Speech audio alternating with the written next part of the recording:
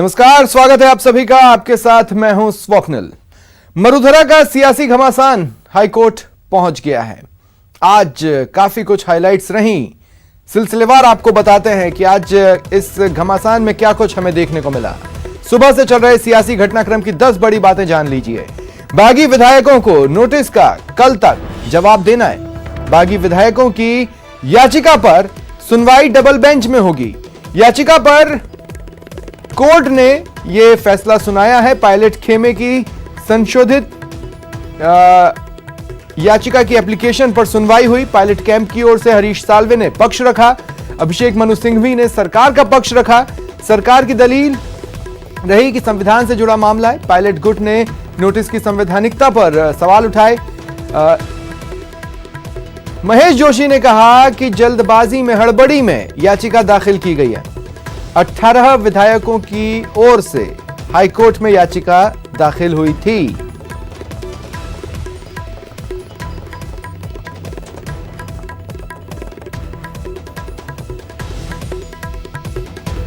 संशोधित याचिका की एप्लीकेशन पर सिंगल बेंच ने उसे स्वीकार कर लिया और डबल बेंच के लिए रेफर किया। पायलट गुट की याचिका पर अब सुनवाई डबल बेंच में होगी।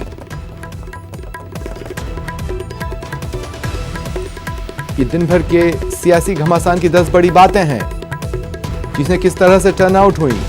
3 बजे मामले की सुनवाई हुई और उसमें पायलट गुट ने ये माना कि गलती उनसे हुई है। वो संशोधित याचिका पेश करने के लिए समय चाहते हैं। समय दिया गया, अप्लाई किया, जिस पर शाम 5 बजे सुनवाई हुई। एप्लीकेशन स्वीकार कर ली गई और मामला डबल बेंच को दिया गया। और संशोधित याचिका की एप्लीकेशन पर सिंगल बेंच का फैसला। पायलट गुट की याचिका डबल बेंच में रेफर कर दी गई। देर शाम तक डिवीजन 1 का गठन हो सकता है। आज रात डिवीजन बेंच मामले में सुनवाई कर सकती है। रात 8 बजे तक यह सुनवाई शुरू हो सकती है। तो ये बड़ी खबर हम आपको बता रहे हैं। याचिका डबल बेंच को रेफर की गई है देर शाम तक, यानी अब से कुछ देर बाद तक, 1 घंटे के अंदर, हो सकता है 50 मिनट के अंदर, हो सकता है 1 घंटा 5 मिनट बाद डिवीजन 1 का गठन हो जाए और मामले की सुनवाई हो। अब डीबी सुनवाई करेगी इस मामले को लेकर। डीबी कॉन्स्टिट्यूट की जाएगी, संशोधित रिट याचिका पेश की जाएगी। अभी सुनवाई हुई है। हमारे साथ इनके मालूम है जो कि महेश जोशी जी की तरफ से अपीयर हुए थे, जो कि चीफ व्हिप हैं। सर, क्या कुछ सुनवाई के दौरान रहा? कुछ नहीं, हमने एप्लीकेशन उनकी अमेंडमेंट की थी, वो कोर्ट ने मंजूर की है जी। हमारा ये कहना था कि इनको शुरू से ही सोच समझ के पेश करनी चाहिए थी जी। अब पहले कोर्ट जल्दबाजी में 3 बजे कोर्ट रखवाई, अब अमेंडमेंट करके 5 बजे, अमेंडमेंट के लिए 5 बजे कोर्ट रखवाई जी। अब वो एप्लीकेशन मंजूर हुई है तो अमेंडेड डिट पेश करेंगे, फिर डिवीजन बेंच में सुनवाई होगी। सर, कोई लीगल ग्राउंड पर भी आप लोगों ने विरोध किया हो? एजी साहब ने भी विरोध कर रहे थे। ठीक है, इसमें तो एप्लीकेशन हमने ये कहा कि लापरवाही से पेश किए इन्होंने, तो अमेंडमेंट मंजूर नहीं होना चाहिए जी। अच्छा सर, इसमें अब क्या उनको संशोधित याचिका पेश करनी होगी? दोबारा नई सिरे याचिका पेश करनी होगी। हमको कॉपी भी नहीं दी अभी तक, कॉपी देंगे जी। और बाकी अब डिवीजन बेंच चीफ जस्टिस कब गठित करते हैं ये तो उसकी कॉपी आप सब लोगों को सर्व करनी होगी? देनी चाहिए। बिल्कुल। और सर, इसके अलावा और कोई टेक्निकल इश्यूज या कुछ लीगल ग्राउंड पे कोई बात नहीं हो पाई? बस केवल इसी बात? बस इतना ही। तो अभी कोई राहत की बात नहीं है। और आपका क्या स्टैंड है सर? महेश जोशी जी की तरफ से आप आए हैं, आप क्या? अभी तो हमने पहली बात तो ये है कि महेश जोशी को पार्टी नहीं बनाया इन्होंने जी। जबकि महेश जोशी की पिटीशन के ऊपर ही ये डिस्क्वालिफिकेशन की कार्रवाई शुरू हुई है जी। तो वो तो नेसेसरी पार्टी है, लेकिन उनको पार्टी नहीं बनाया, इसलिए कायदे से तो याचिका ही चलने वाली नहीं है जी। आखिर उनको बनाना ही पड़ेगा एप्लीकेशन, तो खंडपीठ में आपको पार्टी बनाना पड़ेगा? बनाना ही पड़ेगा। बस मैटर के अंदर सुनवाई हुई है और उन्होंने एप्लीकेशन अलाउ कर दी है, और क्योंकि वायरस चैलेंज हुई है इसलिए डिवीजन बेंच के समक्ष जाएगा। क्या आज सुनवाई हो सकती है? क्या हो सकती है, सुनवाई हो सकती है। जिस तरह से घटनाक्रम चल रहा है उससे लगता है सुनवाई भी हो सकती है जी। अच्छा, इसमें इस मामले में जो है दूसरे पक्ष अभी फैसले की प्रति लेने की, आपने फैसले की प्रति प्राप्त की? नहीं, फैसले की प्रति तो खैर ऑनलाइन आ जाएगी, और अभी क्योंकि कोविड के टाइम पे ऑनलाइन कॉपी से भी काम चल रहा है, तो उस कॉपी को लेकर के उनको अमेंडमेंट की एप्लीकेशन लगाई थी, वो अलाउ हो गई है, तब उनको संशोधित याचिका लगानी है। जब संशोधित याचिका पेश करेंगे तो डिवीजन बेंच के समक्ष आ जाएगी। आपकी संभावना है कि आज शाम को? पूरी संभावना है। उन्होंने एप्लीकेशन दी थी कि अमेंड करने के लिए हमको ये नया पॉइंट आर्ग्यू करने के लिए कि हमारी पिटिशन अमेंड करने दी जाए। कोर्ट ने उनकी दरख्वास्त मंजूर कर ली और ये कह दिया कि चूंकि अमेंडमेंट के संबंध में डिविजनल बेंच ये सुन सकती है तो मामला डिविजनल बेंच में लगा दिया। तो सर नेक्स्ट कब अब वो मामला चीफ जज के पास जाएगा, वो बेंच बनाएंगे उसके अनुसार हो। तो क्या वो जो एक गलतियां बताई जा रही थी कुछ संवैधानिक तौर पे अमेंडमेंट के लिए, क्या वो सब ठीक हुआ है सर? नहीं, ठीक तो क्या है, वो तो अब कोर्ट तय करेगी क्या है, क्या गलत है, सही है। तो अगली सुनवाई का कुछ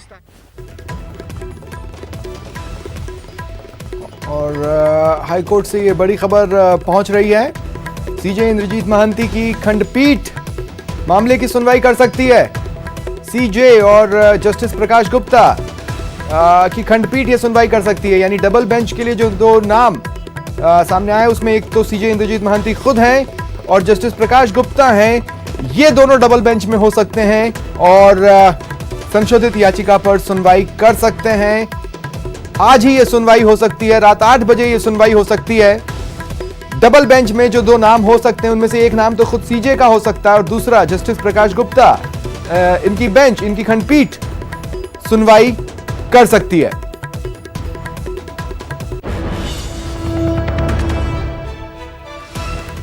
और इस वक्त हमारे 3 सहयोगी हमारे साथ जुड़ रहे हैं। जयपुर से गोवर्धन चौधरी और सचिन कुमार मेरे साथ जुड़ रहे हैं। साथ ही गुरुग्राम से धर्मवीर शर्मा मेरे साथ जुड़ रहे हैं। गुरुग्राम जहां पर पायलट गुट के एमएलएज रुके हुए हैं। सबसे पहले सचिन, मैं आपके पास आ रहा हूं और मैं कहना चाहता हूं कि अमूमन ये कहा जाता है कि आज रात बहुत लंबी होने वाली है, लेकिन फिलहाल मैं ये कहूंगा कि आज शाम बहुत लंबी होने वाली है।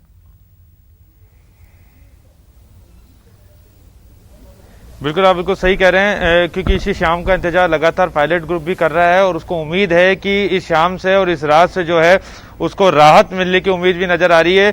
क्योंकि जिस तरह से हाईकोर्ट ने इस मामले की गंभीरता को लिया है, पहले 3 बजे सुनवाई की, उसके बाद 5 बजे सुनवाई होती है और अब जब डीबी में मामला है तो डीबी में भी स्टाफ को रोका हुआ है और सूचना ये निकल के आ रही है। देखिए, आधिकारिक पुष्टि अभी तक नहीं हो पाई है क्योंकि जब तक सीजे इस बात को कंफर्म नहीं कर देंगे तब तक वो आधिकारिक पुष्टि नहीं है। लेकिन सीजे इंद्रजीत महांती जस्टिस प्रकाश गुप्ता के साथ जो है इस पूरे मामले को सुन सकते हैं।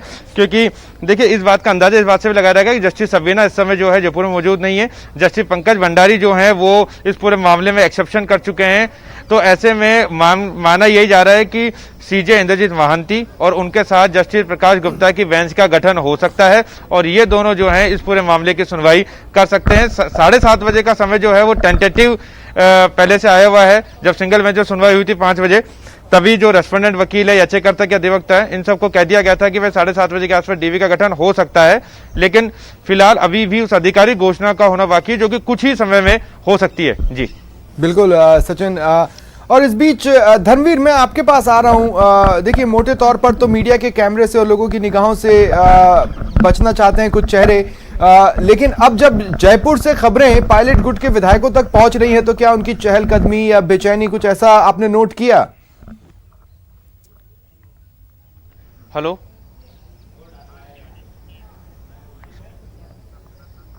नहीं वो तो किया गया। धर्मवीर,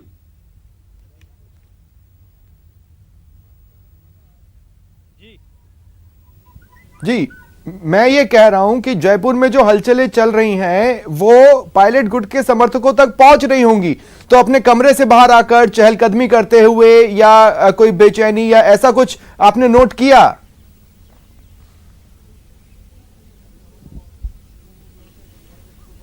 देखिए, अभी तक सचिन पायलट के जो भी समर्थक विधायक यहाँ मौजूद हैं कोई भी अपने कमरों से बाहर नहीं निकले हैं। लेकिन यहाँ पर जिस होटल में वो इस वक्त मौजूद हैं हम उसी होटल के बाहर हैं। ये बेस्ट वेस्टर्न रिजोर्ट है, जो कि इससे पहले जो समर्थक विधायक थे वो आईटीसी ग्रांड भारत में रुके हुए थे, लेकिन देर रात जो है उनको इस होटल के अंदर शिफ्ट किया गया है और अभी सभी ज्यादातर जो विधायक है वो बेस्ट वेस्टर्न में मौजूद हैं। कोई भी अभी तक बाहर दिखाई नहीं दिया है। अभी तक जितने भी जो विधायक हैं वो अपने कमरों में मौजूद हैं। काफी मीडिया का जमावड़ा बाहर लगा है कोशिशें की गई है हम लोगों की तरफ से कि किसी तरह अपने कैमरे में हम उनको कैद कर पाए उनके विजुअल्स को, लेकिन अभी तक कोई बाहर नहीं आया है। कुछ गाड़ियां जरूर खड़ी हैं जो कि राजस्थान नंबर की हैं, हरियाणा नंबर की भी हैं, काफी सारी गाड़ियां हैं जो कि यहाँ मौजूद हैं, लेकिन कोई भी एमएलए जो अब तक नजर नहीं आया है। 2 गाड़ी ऐसी भी है फॉर्च्यूनर जिनके की नंबर प्लेट को जो है छुपाया गया है, व्हाइट पेपर लगाकर छुपाया गया है ताकि कोई उनको पहचान ना पाए। लेकिन ये जो जानकारी है, ये पुख्ता जानकारी अब बाहर आ गई है कि आईटीसी ग्रांड होटल से जो है विधायकों को शिफ्ट किया गया है और अब बेस्ट वेस्टर्न जो रिजोर्ट है उसमें मौजूद हैं। जितनी भी चीजें चल रही हैं उन पर सबकी पैनी नजर है, ना सिर्फ विधायकों की बल्कि सचिन पायलट की भी नजरें हैं। लेकिन वो सब लोग जो है अभी अंदर ही हैं, कोई भी अपने कमरों से बाहर नहीं निकला है। तो हम ये कह सकते हैं कि एक अपनी मीटिंग कर सकते हैं, साथ ही टेलीविजन के माध्यम से वो ये जानकारियां ले सकते हैं कि क्या कुछ चल रहा है, हाईकोर्ट में क्या चल रहा है, कांग्रेस आलाकमान क्या कुछ कर रही है। तो उन सब खबरों पर नजर जरूर बनी हुई है, लगातार वो अपने समर्थक जो हैं उनके संपर्क में भी हैं, लेकिन अभी तक कोई बाहर नजर नहीं आया है। और शायद ये एक बड़ी वजह यह भी है कि अब जब मीडिया यहाँ पहुंच गया है तो उसके बाद कोई भी विधायक बाहर नजर नहीं आया।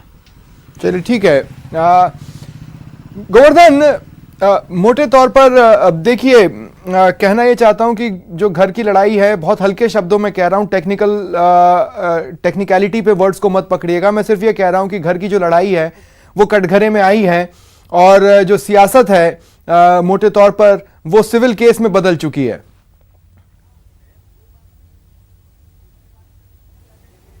बिल्कुल आप सही कह रहे हैं, कांग्रेस की घर की लड़ाई है वो अदालत तक पहुंच चुकी है और अब अदालत इस घर की लड़ाई में एक विधानसभा अध्यक्ष है उनको भी एक पार्टी बनाया गया है, मतलब जो पंच थे एक तरह से कि उनको भी एक तरह से अब पार्टी यहां पर बना दिया गया है। हाईकोर्ट के फैसले पर सबकी निगाहें इस मायने में टिकी हुई है कि क्या विधानसभा की ओर से जो नोटिस जारी किए गए हैं उनमें कोर्ट हस्तक्षेप करता है या नहीं करता है, क्योंकि इसमें हमने कई बार ऐसे इंस्टेंस भी देखे हैं कि विधानसभा को अगर कोर्ट से कोई नोटिस जाता है तो कई बार देखा है कि वो उस नोटिस को वो लेते भी नहीं है। अब ये ऐसी स्थिति में देखना होगा कि कोर्ट इसमें हस्तक्षेप करता है या नहीं करता। हालांकि बहुत सारे स्टेट्स में ऐसा हुआ है जब टकराव की स्थिति बनी है, लेकिन यहाँ ये मामला थोड़ा अलग है। जब स्पीकर के जब फैसले से पहले ये कोर्ट में गए तो कोर्ट क्या स्पीकर के इस केवल जो सत्ता पक्ष की ओर से, कांग्रेस की ओर से जो याचिका स्पीकर के यहाँ लगाई गई है और नोटिस जारी किए गए हैं, इस प्रक्रिया में कितना हस्तक्षेप करता है ये भी एक देखने वाली बात होगी, क्योंकि ये मामला उस नोटिस की वैधानिकता का है, संवैधानिक ये मामला है, तो काफी डिबेटेबल ये इशू अभी बन चुका है। कोर्ट के रुख पर सबकी निगाहें टिकी रहेंगी, लेकिन इस तरह के मामले अभी जो जानकारों से हमारी बातचीत हुई है उनके मुताबिक तमिलनाडु में एडीएमके के 18 विधायकों को अयोग्य ठहराया गया था, सेम इसी तरह का मामला था और उसमें हाईकोर्ट ने राहत नहीं दी थी। कांग्रेस के प्रदेश प्रभारी अविनाश पांडे ने भी थोड़ी देर पहले उसी इंस्टेंस को यहां पर कोट करते हुए ट्वीट भी किया है कि वहां तमिलनाडु में इस तरह एडीएमके के विधायकों को बाड़ेबंदी से दूर रहने और पार्टी का आदेश नहीं मानने पर स्पीकर ने उनको डिस्क्वालीफाई किया था, उनकी मेंबरशिप से डिस्क्वालीफाई किया था, उसको हाईकोर्ट तक तो बरकरार रखा गया था। ये कोट करते हुए अविनाश पांडे ने ट्वीट किया है। एक दूसरा एग्जाम्पल शरद यादव का है, वो भी इसी तरह का एग्जाम्पल है कि उन्होंने पार्टी के आदेश नहीं माने थे, उसके पार्टी ने जब उनको राज्यसभा की मेंबरशिप से हटाया था, उनकी मेंबरशिप रद्द करवा दी थी स्पीकर के उनके जरिए, राज्यसभा के उपसभापति के जरिए। तो उसके बाद में शरद यादव इसके खिलाफ सुप्रीम कोर्ट गए थे। सुप्रीम कोर्ट का करीब 20 पेज का वो फैसला है, उसमें शरद यादव को कोई राहत उस वक्त नहीं दी गई थी, केवल बंगला उनको अलॉट किया गया था। तो देखना होगा इस पूरे मसले पर, काफी जो विधिवेता है उनका ये केस लड़ रहे हैं और वो फिर इन चीजों को कोर्ट भी करेंगे। यहाँ पर हवाला दिया जाता है पूर्व में, अगर इस तरह के मामले आए हों और कोर्ट में प्रोसीडिंग्स चली हो तो उनका हवाला दिया जाता है। हो सकता है कि ये चीजें कोर्ट भी की जाए। आप तीनों मेरे साथ बने रहें। इस बीच कुछ बाइट्स हैं जो हम अपने दर्शकों को सुनाना चाहते हैं। दरअसल प्रदेश के चिकित्सा मंत्री रघु शर्मा ने प्रदेश की सियासी घमासान को लेकर केंद्र और बीजेपी पर निशाना साधा। क्या कुछ कहा, आइए देखें। और आप लोग जो भारतीय जनता पार्टी जिस तरह की राजनीति, खरीद फरोख्त की राजनीति, लोकतंत्र को अस्थिर करने की राजनीति पे आज है आमादा, उनको देश के लोग इस महामारी से बचें, इसकी चिंता नहीं है। ये कांग्रेस के नेताओं पर इनकम टैक्स के छापे मार रहे हैं, ईडी के छापे मार रहे हैं, सीबीआई की धमकी दी जा रही है।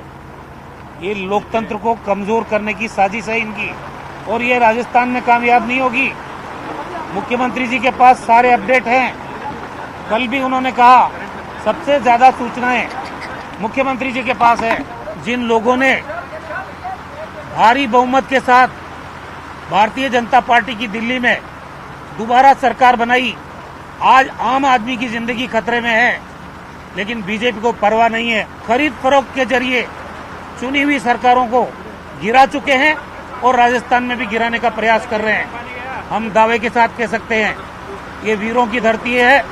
यहाँ भारतीय जनता पार्टी का ये कुत्सित प्रयास हम कामयाब नहीं होने देंगे। ये कांग्रेस पार्टी के हाथ के सिंबल पे जीत के आए हैं लोग, और ये पार्टी को, हमारी मेजोरिटी को कम नहीं कर सकते। जिस दिन फ्लोर टेस्ट होगा पता चल जाएगा बहुमत किसके पास है। ये हथकंडे पूरे देश में इनके कामयाब हो गए। राजस्थान से उल्टी गिनती शुरू होगी बीजेपी की। फ्लोर टेस्ट तो स्पीकर तय करते हैं या हमारे लीडर जो विधायक दल के नेता है वो टेस्ट करते हैं। फ्लोर टेस्ट की अभी कोई बात ही नहीं है। जिस दिन ये बात है, पर्याप्त है जो संख्या बताई गई, हमारे पास पर्याप्त संख्या है। 109 की संख्या बताई, 109 हमारे पास है। राजस्थान की विधानसभा का अध्यक्ष जो होता है उनको सब अधिकार है, रूल्स रेगुलेशन सबके लिए तय है। राजस्थान की विधानसभा नियम कायदे कानून से चलती है, हिंदुस्तान की लोकसभा नियम कायदे कानून से चलती है।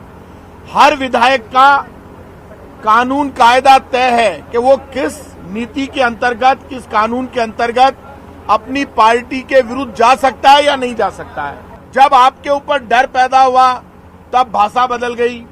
सबने ये कहा कि हमने तो कांग्रेस पार्टी छोड़ी नहीं है।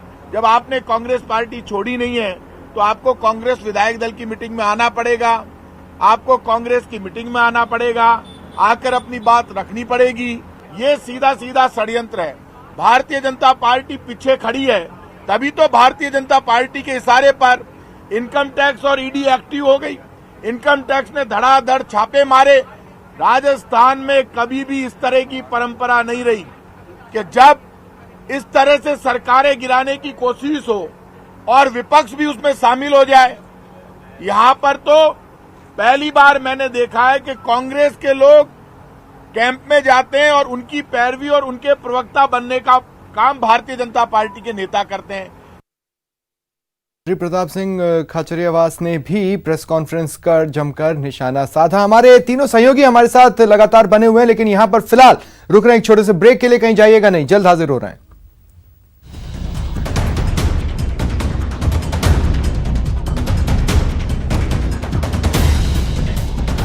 एप्लीकेशन मंजूर हुई है तो अमेंडेड रिट पेश करेंगे, फिर डिवीजन बेंच में सुनवाई होगी। पिटीशन मेरी और मुझे ही पार्टी नहीं बनाया गया।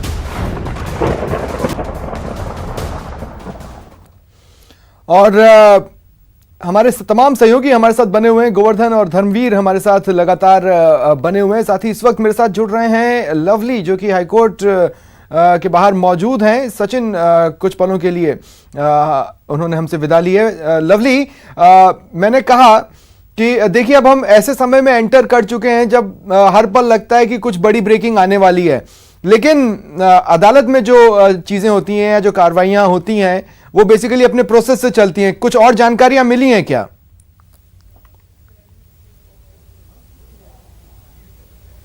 देखिए, जो जानकारी आई है वो यही जानकारी है कि फिलहाल जो है सीजे की खुद जो है इस पूरे मसले की सुनवाई करने जा रहे हैं।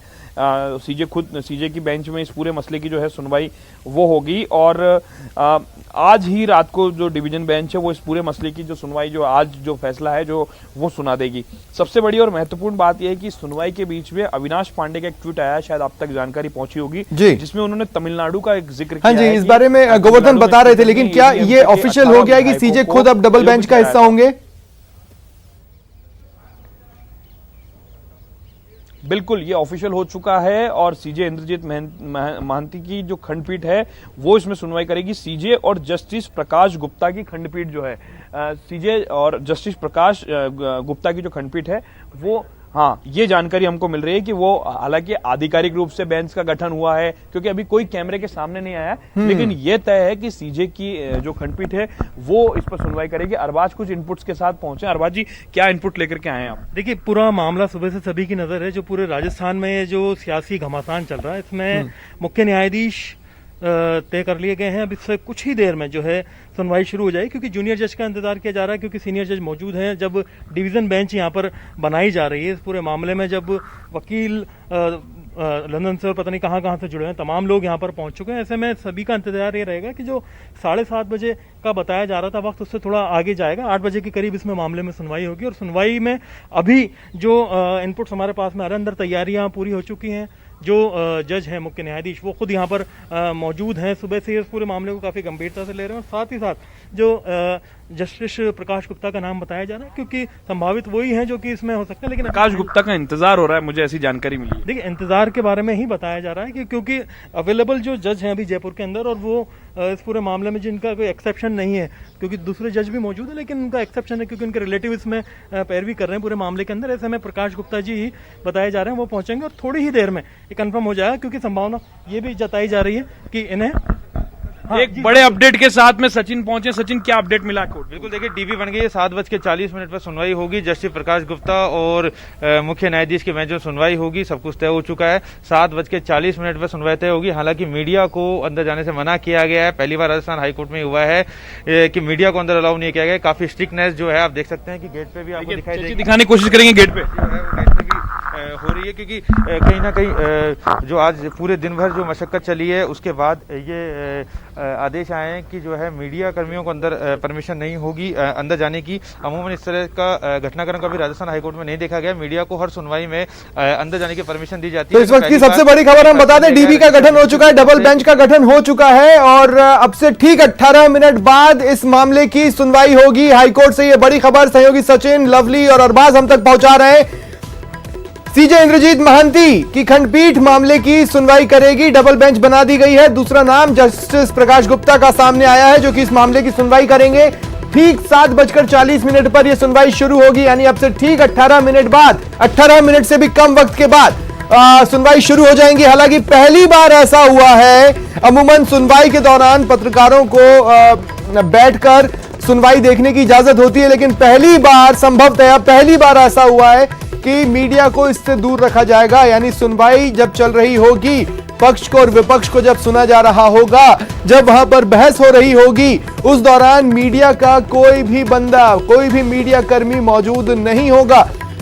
लेकिन ब्रेकिंग्स आप तक पहुंचती रहेंगी, क्योंकि जैसे ही वकील बाहर आएंगे, जैसे ही पक्षकार और विपक्ष बाहर आएंगे, वैसे ही वो मीडिया के साथ बातचीत कर इसके बारे में जानकारियां देंगे। ऐसे में सारे अपडेट, सारी ब्रेकिंग सबसे पहले हम आप तक पहुंचाते रहेंगे। हमारे तमाम सहयोगी हमारे साथ जुड़े हुए हैं। गोवर्धन, आपके पास आ रहा हूं इस बड़ी खबर के साथ कि अब से 17 मिनट से भी कम वक्त बचा है जब सुनवाई शुरू हो जाएगी हाईकोर्ट में।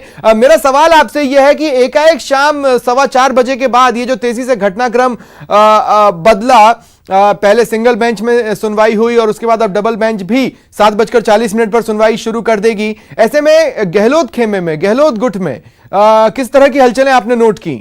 क्या रिएक्शंस वो लोग दे रहे हैं?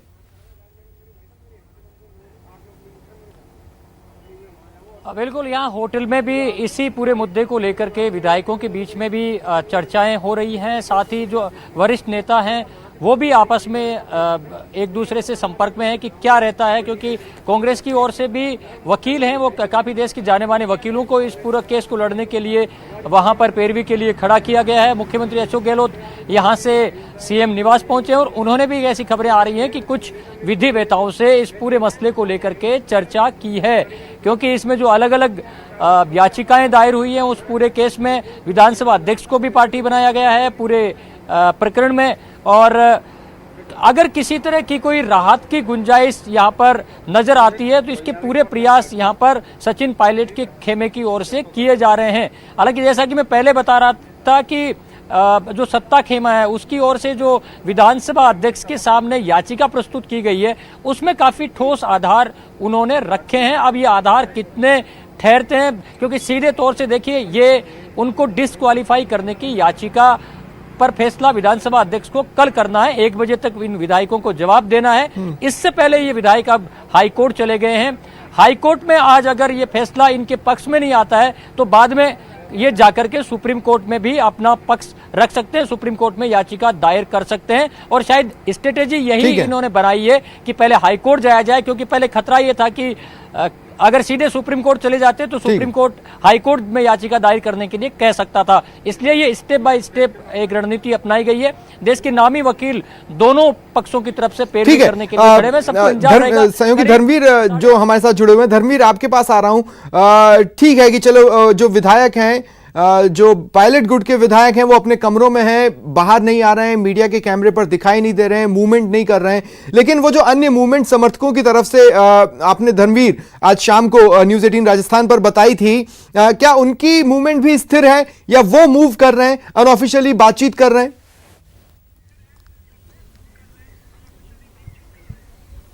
देखिए, जो इनके समर्थक थे वो यहाँ से कुछ दूरी पर है। आईटीसी ग्रांट भारत के होटल के नजदीक है, वो वहीं पर मौजूद है। यहाँ किसी की मूवमेंट नहीं है। यहाँ जितने भी विधायक हैं वो सब अंदर है, अभी बाहर नहीं है। सबकी नजरें जो है वो बिल्कुल राजस्थान हाई कोर्ट के ऊपर टिकी हैं कि वहां से क्या कुछ फैसला आता है और उसके बाद ये अगला क्या कदम उठाते हैं। कहा यही जा रहा है कि अभी भी जो अंदर का एरिया है, जहां पर कि हम लोग जा नहीं सकते, जो हम दिखा नहीं सकते, क्योंकि काफी दूरी पर यह है, काफी बड़ा एक रिजोर्ट है ये, तो आप मेरे पीछे भी देख पाएंगे, तो वो वहां पर मौजूद है। लेकिन वहां हम जा नहीं पा रहे हैं, दिखा नहीं पाएंगे आपको, लेकिन वो सब वहां पर अपनी एक रणनीति बना रहे हैं कि आखिर कैसे आगे बढ़ना है। अगर हाईकोर्ट में अगर उन्हें झटका मिलता है तो वो उनकी कोशिश यही होगी कि आज रात को ही सुप्रीम कोर्ट जाया जाए और सुप्रीम कोर्ट में रात को ही कोशिश होगी, रात को ही सुनवाई हो जाए, ताकि कल जो फैसला लिया जाना है स्पीकर की तरफ से, उस फैसले से पहले उन्हें कुछ राहत अदालत से मिल जाए। तो अभी अंदर मौजूद हैं। ये जानकारी हमें अपने सूत्रों से मिली है कि सभी विधायक जो हैं वो अब शाम के वक्त में बाहर लॉन में आकर बैठे हैं, जहां उनके रूम है, और वहां उन्होंने जो है चाय एक तरह से पी रहे थे बाहर बैठकर। वहां पर चर्चाएं जो है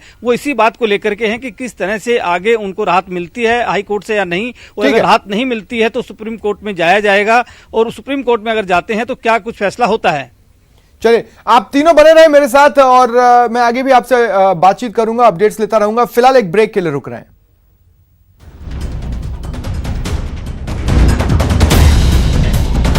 एप्लीकेशन मंजूर हुई है तो अमेंडेड रिट पेश करेंगे, फिर डिवीजन बेंच में सुनवाई होगी। पिटीशन मेरी और मुझे ही पार्टी नहीं बनाया गया। This news is co-powered by Policy। और हम तक पहुंचाइए और घर बैठे बनिए